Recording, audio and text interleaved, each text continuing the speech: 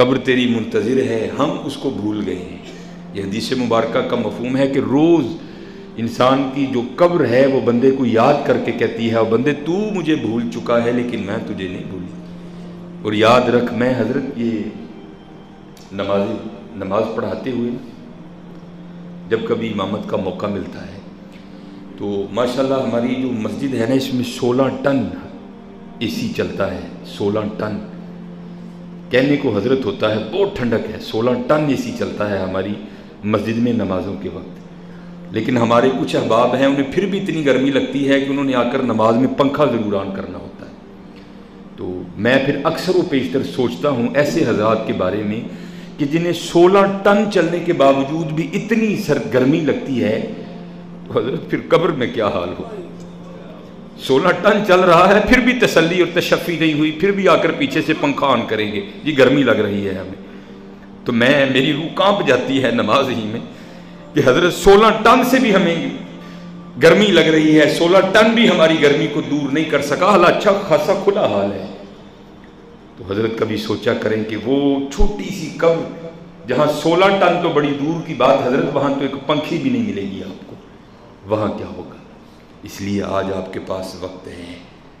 آج تو حضرت ہم نہا کر بھی گرمی کا توڑ کر لیتے ہیں، آج کوئی ہم ٹھنڈا مشروب پی کر بھی گرمی کا توڑ کر لیتے ہیں، اور جن صاحبوں کو اللہ نے بڑا نواز رکھا ہے وہ تو حضرت اپنے کمرے کو مری بنائے بیٹھے ہوتے ہیں۔ لیکن حضرت سوچو تب کیا ہوگا جب نہ تو کوئی ٹھنڈا مشروب ہوگا، نہ کوئی ٹن ہوگا، نہ کوئی سنگی ہوگا، اور نہ کوئی ساتھی ہوگا۔ وہاں کیا ہوگا؟ وہاں میرے اچھے اور برے اعمال ہوں گے۔ اس لیے آج میں نے کئی بار امام بہقی، امام ابن محمود سے روایت کرتے ہیں امام بہقی، اور یہ حقیقتیں ہیں حضرت۔ یہ آج جو شیطان ہے نا، الشیطان یعدکم الفقر، شیطان، اللہ فرماتے ہیں شیطان تمہیں فقر سے ڈراتا ہے، وَيَأْمُرُكُمْ بِالْفَحْشَاءِ، اور تمہیں بے حیائی کا حکم دیتا ہے۔ یہ بے حیائیاں ہی تو ہیں حضرت، شیطان نے ہمارے اندر 10,000 ہیلے ڈال رکھے ہیں، اور نہیں جی اس طرح بھی ہوگا، اے مولوی ایویں ڈراندے نے، اور بھائی چل مولوی کی تو چھوڑ، اللہ نے تجھے اتنی توفیق دے رکھی ہے، کبھی خود ہی کھول کر اس قرآن کو پڑھ لے، اگر تجھے مولوی کی بات کا یقین نہیں ہے کہ یہ قرآن تجھے کیا کہہ رہا ہے۔ الہاکم التکاثر حتی زرتم المقابر، اور پیسے حتی زرتم المقابر، یہاں تک کہ قبروں میں جا پہنچے۔ القاریہ ملقاریہ وما ادراک ملقاریہ، کھڑکھڑانے والی کیا ہے، وما ادراک ملقاریہ، اور تمہیں کیا پتا کھڑکھڑانے والی کیا ہے۔ یوم یکون الناس کالفراش المبثوث، جس دن لوگ اس طرح ہوں گے جیسے بکھرے ہوئے پتنگے۔ حضرت وہاں کسی MNA کی سفارش نہیں چلے گی، وہاں کوئی MPA تمہارے کام نہیں آئے گا۔ وتکون الجبال کالعہن المنفوش، کیونکہ اس دن کی سختی کا یہ عالم ہوگا کہ حضرت یہ حضرت انسان نہیں بلکہ خوف الہی سے پہاڑ بھی اس طرح ٹوٹ ٹوٹ کر گریں گے جیسے روئی کے گالے ہوتے ہیں۔ ہاں حضرت یہ کسی مولوی کی بات نہیں ہے، یہ کلام الہی ہے جو حضور نبی کریم علیہ السلام کے قلب اطہر پہ اترا ہے۔ اس لیے یہ شیطان کے ہیلے جی اسی کلے نہیں جناب، ساری دنیا خراب، جدو ہوئے گا حساب وہ تو دیکھ لیں گے۔ او بھائی وہ تو حاجی پورے کے تھانے کے SHO کو حساب نہیں دے سکتا، اس کے سامنے بھی تیری ٹانکیں کانپتی ہیں، تو اللہ کو حساب دے لے گا تو کیسے حساب دے گا یار۔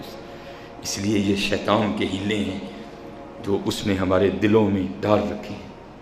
وَيَأْمُرُكُمْ بِالْفَحْشَاءِ، اس کا رد کرو حضرت، اور اپنی آخرت کے لیے تیاری کرو، اپنی آخرت کے لیے بڑا سخت معاملہ ہے۔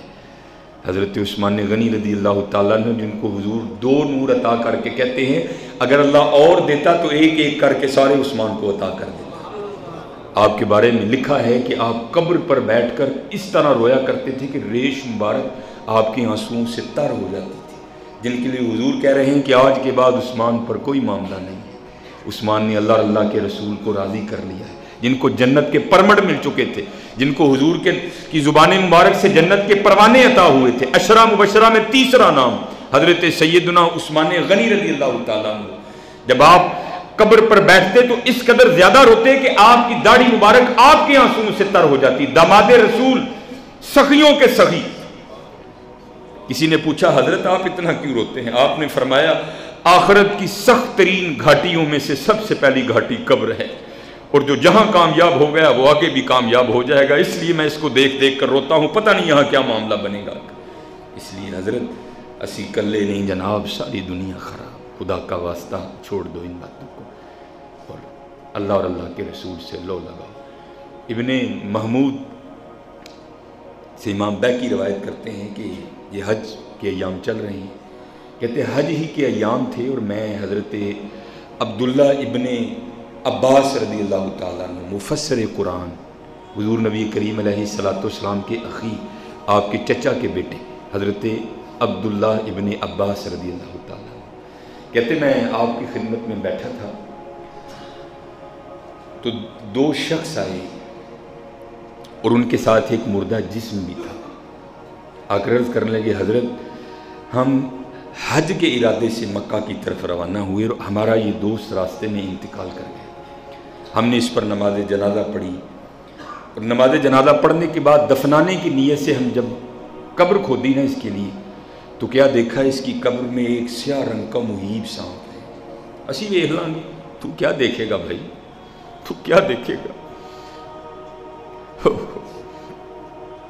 کہتے ہیں ہم نے اس قبر پر مٹی ڈال دی، پھر دوسری قبر کھودی، جب اس کو رکھنے لگے تو دیکھا اس میں بھی سیاہ رنگ کا مہیب سانپ موجود ہے، ہم نے اس پر بھی مٹی ڈالی، ایک اور قبر کھودی، اس میں بھی سانپ موجود۔ جب ہمیں سمجھ نہیں آئی تو ہم اس کو مکہ اپنے ساتھ ہی لے آئے ہیں۔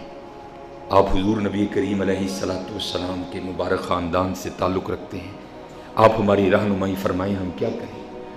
آپ نے فرمایا اگر اس کو دفنانے کی نیت سے ساری روح زمین بھی کھود ڈالو گے تو اس سانپ کو ہر جگہ موجود پاؤ گے، اس لیے جا کر اس کو سانپ ہی کے ساتھ دفنا دو۔ وہ کہتے ہیں ہم نے جا کر جب قبر کھود دی تو واقعتاً مکہ مکرمہ میں بھی قبر میں وہ سانپ موجود تھا۔ کہتے ہم نے اس کو جیسے ہی رکھا وہ سانپ آ کر اس کے جسم سے لپٹ گیا، ہم نے جلدی جلدی اس کی قبر پہ مٹی ڈال دی۔ اب ابن محمود کہتے ہیں کہ حج کرنے کے بعد میں حقیقت حال جاننے کے لیے گیا پیچھے، جب میں نے جا کر اس کے اہل خانہ کو یہ ہم نے خبر دی نا کہ تیرا جو خاوند ہے وہ انتقال کر گیا، اس نے انا للہ و انا الیہ راجعون پڑھا۔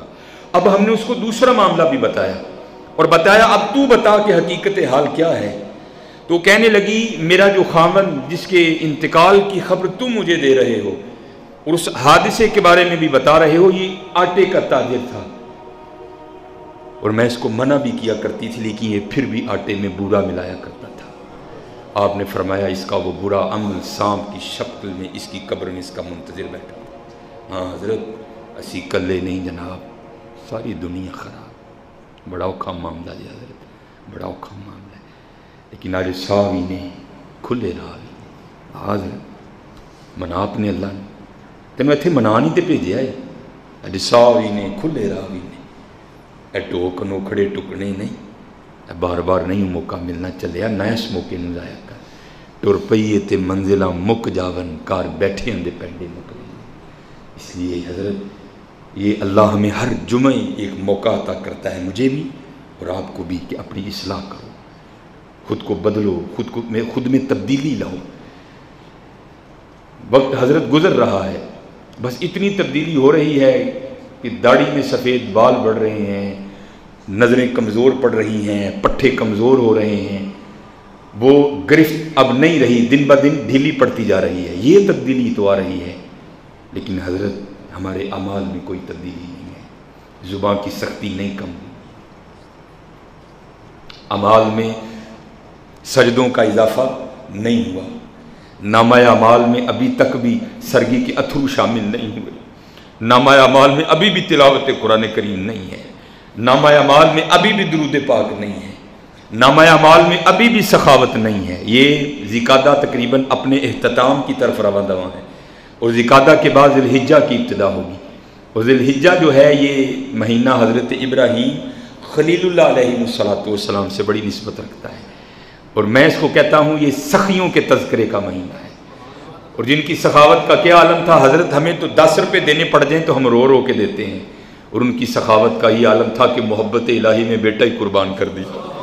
وہ تو علیحدہ بات ہے، حضرت چھری کو حکم دے دیا گیا کہ تو نے نہیں چلنا کوئی، آخر آپ نے لکھا ہے کہ آپ نے اس چھری کو پتھر پر دے مارا، جس نے پتھر کو پاش پاش کر دیا۔